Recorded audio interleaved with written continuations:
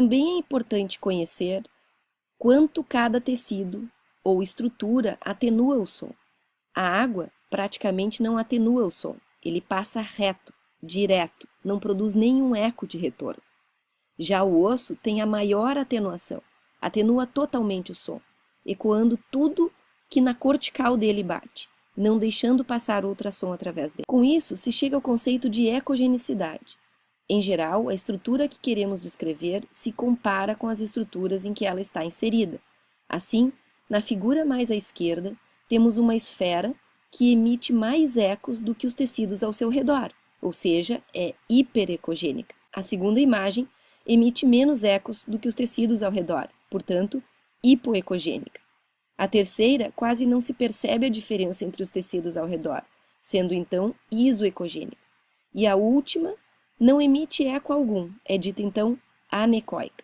O líquido ao ultrassom é anecoico, e o órgão de comparação em geral para as ecogenicidades é o fígado. Artefatos são imagens que na verdade atrapalham ou ajudam na interpretação de algumas imagens. Eles aparecem, mas na realidade eles não existem concretamente.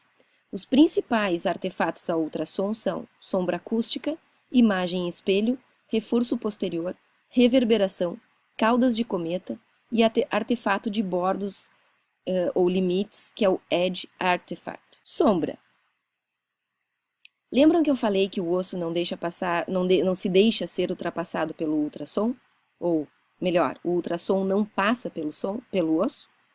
Todo ultrassom que bate no osso ecoa de volta para o transdutor, e a partir do osso, o que se forma é uma sombra, que cobre todas as estruturas abaixo do osso, impedindo sua visualização. O mesmo serve para pedras ou estruturas calcificadas. Então, o que nós estamos vendo aqui é uma vesícula biliar. Dentro da vesícula tem uma estrutura hiperecogênica e depois dela existe uma sombra acústica. Então, uma estrutura calcificada com uma sombra acústica. Esse é um artefato, então, de sombra, sempre que o ultrassom é totalmente refletido por uma estrutura calcificada ou osso propriamente dito. Podemos ver nos exemplos que a sombra sempre se propaga até o final da tela. Ela bate no bordo da tela, né? Aqui temos uma sombra de uma costela. Aqui, múltiplas sombras de cálculos na vesícula.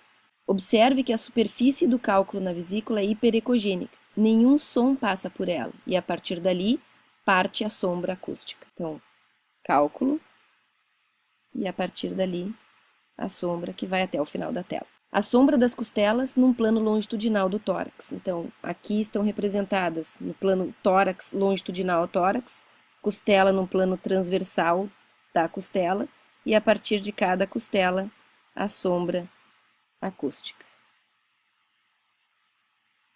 Imagem em espelho.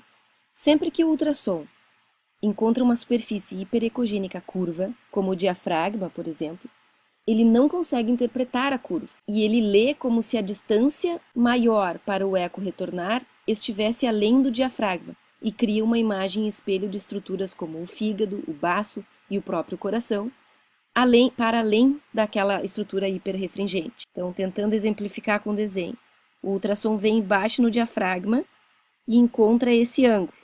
Ele emite um eco de volta, mas uma parte desse eco viaja um pouco para o lado por conta da angulação. Ao invés do ultrassom interpretar como a imagem como estando acima do diafragma, ele vai calcular essa distância que ele viajou antes de retornar para o transdutor, como se essa imagem estivesse deste lado.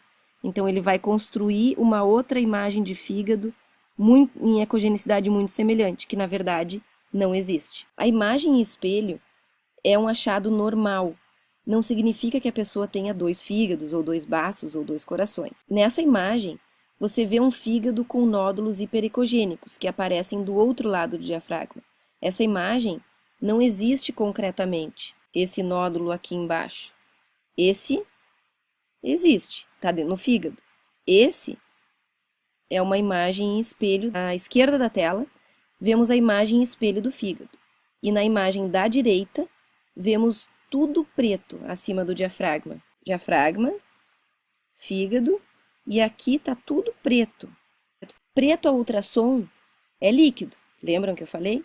Aqui a imagem espelho foi apagada por um conteúdo no espaço pleural, que agora o eco consegue identificar.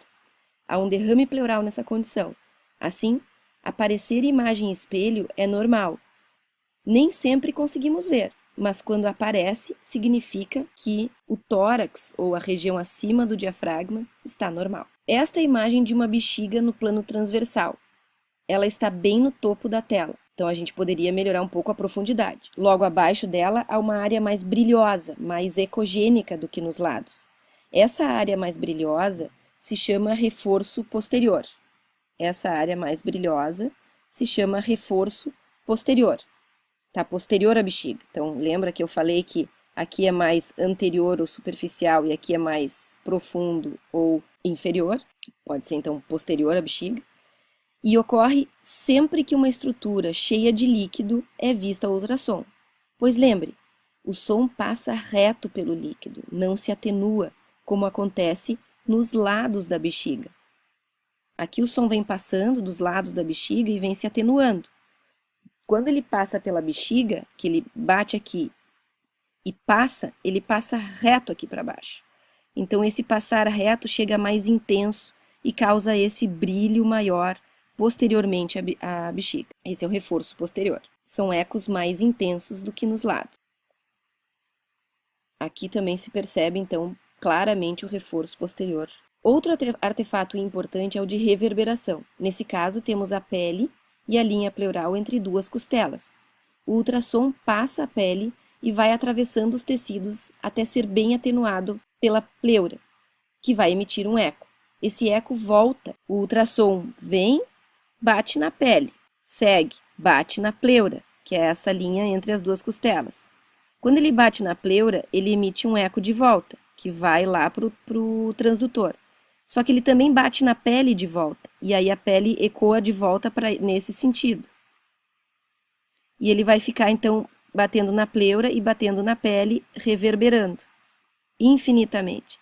Cada vez que ele faz essa distância, que ele vem, bate na pleura, volta para o transdutor, e bate na pele de novo, e volta para a pleura, e bate na pele, e volta para a pleura, ele vai desenhando linhas paralelas como se fossem todas a mesma distância da pele até a pleura. Então, essa distância aqui é igual a essa distância aqui, que é igual a essa distância, que é igual a essa distância, que é igual a essa distância. Caudas de cometa também são artefatos de reverberação, porém aparecem verticalmente na tela.